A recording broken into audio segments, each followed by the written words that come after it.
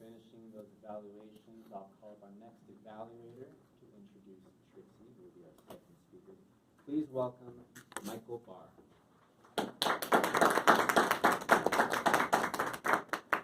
Thank you very much, Mr. Toastmaster. I have the wonderful privilege of introducing our second prepared speaker. She's, as you know, is Trixie.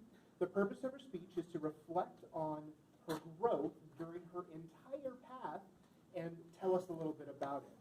While most people were grumbling in their lives about how hard it is to do Toastmasters, Trixie was working on her dynamic leadership path. While serving as the public relations manager for the entire district of District 26 for the 2018-2019 program year, and also battling stage 4 metastatic colon cancer. Always thinking outside the box, Trixie looked at her final project and saw she had 3 choices: a journal, write a letter to a new Toastmaster, or do a timeline. True to her nature, Trixie decided to do all 3, but not in the way that you would expect. Please help me welcome Trixie to reflect on her dynamic leadership path and how she accomplished this project on her way, what matters to her in life. Leave a legacy of love behind. Trixie Hunter-Merrill.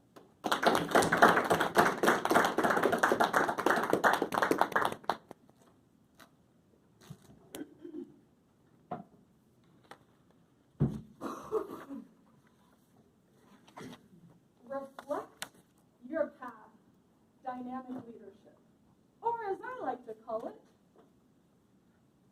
Tales of Toastmaster Trixie.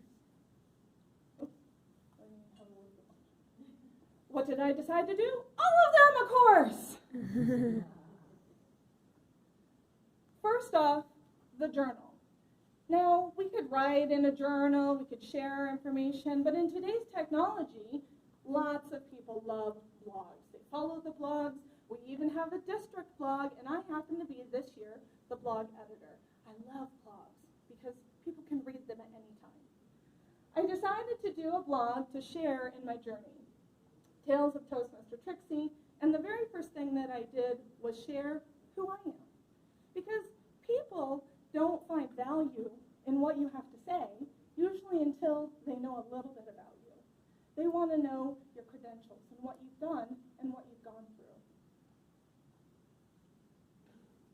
The second thing that I decided to do was the timelines. Now, I decided to spend the most time on this because I'm a geek. I love timelines. I love Visio. I love flowcharts. I've been in secretarial executive assistant world, and I love that. So I decided, let's put a little bit more focus into the timelines with this project. And it's a little bit bigger than I had hoped, and not showing everything. But what I did in this timeline was I showed the start of my journey, which was July of 2018, and then the finish, which is the fall of 2019. Oh, now it's showing. There we go. Then what I wanted to show was my service.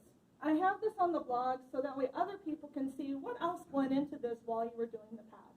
When I joined Toastmasters, and when I first took on my service role in the fall as the conference chair. I was so excited to be able to be Ria's roast master when she was the IP Diddy, as Daryl Brown calls, if you know him, and a couple of other things, and then I got the great opportunity of being your hospitality chair for the Denver International Convention, and I had a blast. I hope you did too. And then this year, to be able to roast Miss Marcia Wood. I think you can tell I like the roast master role. The other thing that I wanted to show was leadership. What had I done since I started in leadership? When I joined social media chair the following year, public relations manager, as you saw, and then this year blog editor, and I was so excited that I finally got to complete my Distinguished Toastmaster, DTM. Thank you. And back to the path. When did I start on it? And I know it says legacy, and we're not supposed to say that now, so don't look at that. I did the slide before I knew that. When did I start my dynamic leadership path? In July of 2018. when I completed the traditional, which in here says legacy, completion, and then my dynamic leadership path. One of the things that you see that I highlighted in this is not for you to feel sorry for me or pity. It's so that you can see the journey that while I was battling cancer, that I was able to do these things. And the reason why I wanted to share that is for a couple of reasons. One is because I know that I'm going to be a Toastmaster for life. I drank the Kool-Aid, forget it, I'm stuck. I want to be able in 10 years, in 20 years, to be able to look back at this journey and see, what did I do when I was first starting out? What was I going through? Because we don't just live in our Toastmaster bubble. We also have our life and our work and everything else that we do. And this was important to me. The other thing I wanted to share about this with you is that the one thing that matters to me most in Toastmasters is that I feel Toastmasters is family. When I first joined, I was an Eloquent Entrepreneurs Toastmaster Club. And 2 weeks later, after I joined, I had found out I had cancer for the first time. This club didn't just say, well, guess we're not going to have that member, and just let me go and not pay attention. No, they cared about me. They loved me. Deborah Frauenfelder took me to chemo. Daniel Wilson took me to colonoscopy appointments. They were there for me, and they helped me. Now, what was most important to me about sharing this with you today is that you guys were the next step in my journey, because you took over where Eloquent Entrepreneurs left off. You were there to me, to smile, to encourage me. How are you doing, Trixie? How's it going? When I joined this club, it used to be on Mondays, and my chemo was on Mondays. And I knew that if I couldn't be here in person, I could take an hour out of that horrible chemo day, and I could focus on Toastmasters. I could enjoy and appreciate the energy that you showed and that you shared. And I thank you so much for that. And that's why it was so important that I give this talk in this club at this time. I could have given it anywhere else, sure, but I didn't want to. I wanted you to know how important you are to me. All right, enough of the mushy stuff. The next thing that I decided to do and spend more time on was Letter to a New Toastmaster. What that is supposed to entail in the Reflect Your Path is, if you were a new Toastmaster, what would you say to yourself? And so I started thinking about this because now I'm president of DTC Speaks, and we have a lot of new Toastmasters.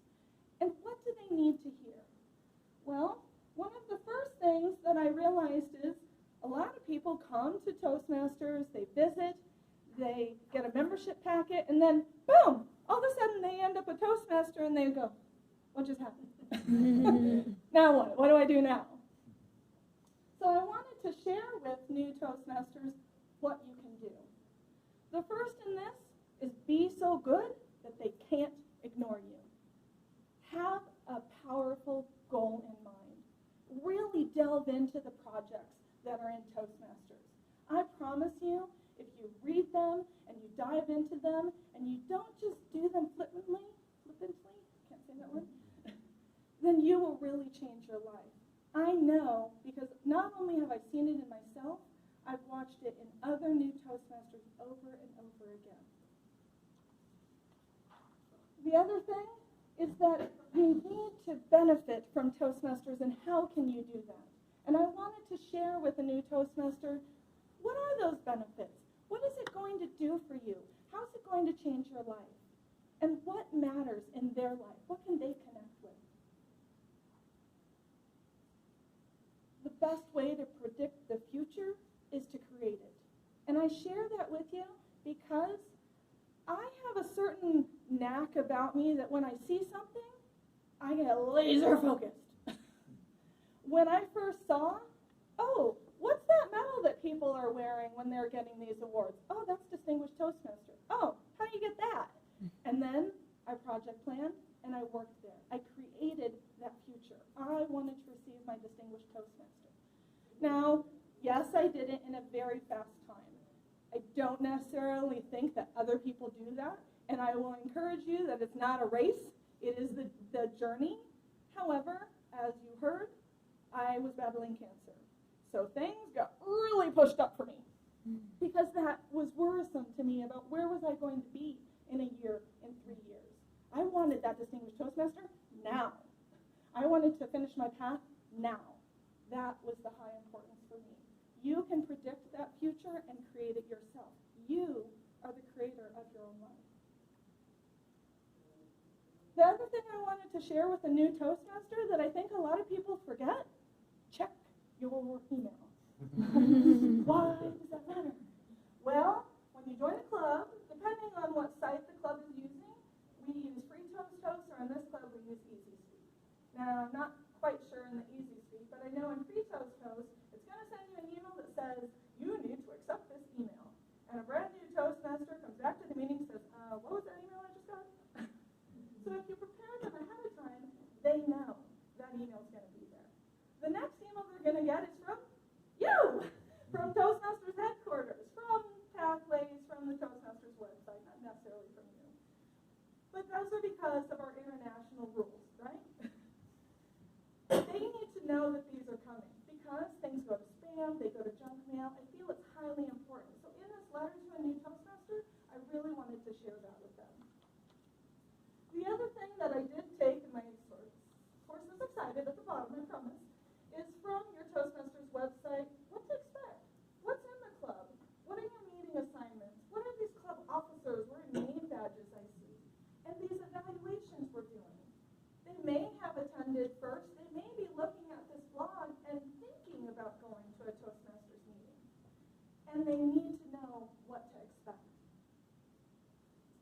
Of course, I had to share about Pathways because this isn't just our new education system or we transition to this system. This is our education system. We use Pathways. This is what's going to happen, and here's how you're going to do it. And I felt it was highly important to give them the understanding of what they will be doing. I wanted to remind them to take action. Take action in their life. Remember I said just a little bit ago, you are the creators of your life. You are the creators of your Toastmaster. You can finish in a short year. You can finish in 10 years. I know people that it took them 30 years to receive their Distinguished Toastmaster. I know one woman that said, it took me 22 years because I had kids and I had a life. And I decided that wasn't on the top of my list, but now it is. You can decide that action. And most of all, to have fun. Have the energy that Evan's talking about. Have fun with your Toastmasters. Have fun in your clubs. Have social activities. In a club that I was president before, we used to have a social hour. We'd just go have pizza, drink beers, and hang out. Why did that matter? Because we see each other at a club, but we don't really know each other. And that is what really drew me in. And I like to think that if I am 1 out of 1,000, then there's got to be 1,000 to 100, whatever thousand more that might be thinking the same thing. You know, I'd really like to get to know these people. Whatever you do, I want you to enjoy your journey. Because I say this phrase all the time to people. You never know where Toastmasters will take you. Thank you so much. That's all it is.